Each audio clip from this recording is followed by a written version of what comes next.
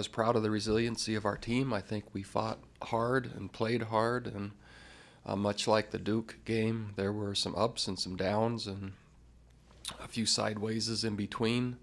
But I think we're gaining confidence. I think we're gaining a sense of capacity that's increased. I think the team is very unified. I think they're focused. I think they want to continue to improve and work and develop and get better. They're very coachable. They want to know what they can do better.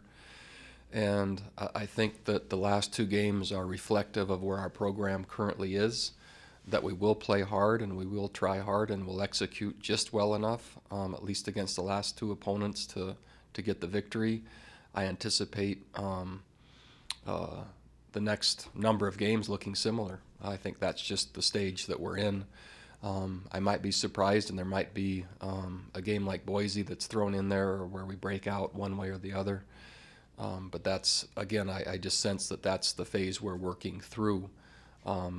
It's where our current roster is, it's where our current level of execution is, and it's just barely good enough, but it is good enough. And so I think that our time of possession offensively helped us significantly in that game. I think their punter was an influence on the game in terms of field position. Our third down defense was exceptional, and their inability to throw the ball was very helpful. And on the 3 turnovers we created, I think in a nutshell, that was the game. So they've done both. They have actually played with some tempo. They have a mobile quarterback, but more traditional in the sets that they're aligned in. They do have some 11 personnel sets. They prefer to have multiple tight ends in if possible. Tight ends and wings, and the appearance of 2 backs in the backfield with run and play action, and a physical run game with power and counter and play action that comes off of that. They're not afraid of tricks or gadgets when they cross the 50. And I haven't yet been able to spend enough time to see their defense at all. All I've been studying so far today is their offensive side. But I think they're a tough, physical football team, and I think they played a difficult schedule so far.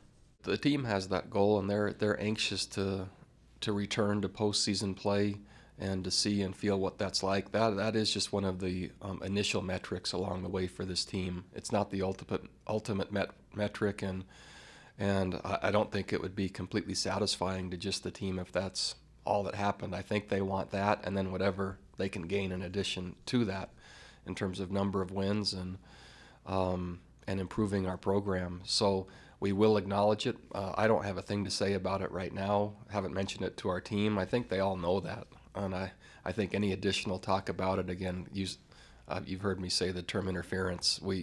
Anything that's not helping us play this week with our assignments and improving our technique and our effort and our intensity is just a waste of time. So I think everyone knows, and okay, now let's get ready to play the game. I'm grateful, and I feel a lot of satisfaction just because the team, there's so much fun to be around, and they've worked so hard over, I'm not just talking this year, I'm talking from last January on, and it's just really fun to see them enjoy themselves in the locker room and enjoy the camaraderie of teammates, and to get a sense of what it's like to play well on the road, to play well at home, to have the support of each other and the genuine friendship of each other and the culture we're building, or as the team calls it, the new standard.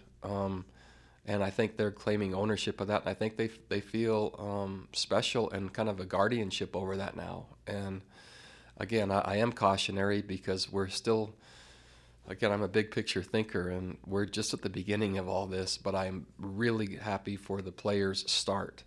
I kind of summarized it today as in scaling Everest, and there's different base camps along the way where you assess supplies and you look at your team and see what needs they have and who looks strong and who might need to stay behind, and what your rations look like. And so we've done statistical metrics. We've looked at the health of our team. We're making roster shifts to try to add the depth necessary for kind of phase 2 of this journey. And that's the framework they're hearing. They're not really hearing anything behind that. And then they're hearing it's going to take everything we possibly have to find a way to be successful this week. And that's the best, I guess, caution or realism and brutal facts that I can present. They're really big up front. Their DBs are tall, lengthy guys, and they're aggressive. They're not afraid to come down and hit somebody. Same with their safety. They use their linebackers in a lot of different ways. Ask them to cover people, ask them to blitz, ask them to fill holes. So they move a lot of guys around, have a lot of different coverages they like to use. So it's just going to be about staying focused and seeing it as it's happening. We know we have a really good defense. We know that we have a really good offense that hasn't hit our full potential yet. And we know that if we keep making improvements each week, that we'll get where we want to be. We know it's been a while since a team here has been bowl eligible, and that was our first goal that we wanted to knock off this year. So knowing that we're one game away, it's going to be huge for us.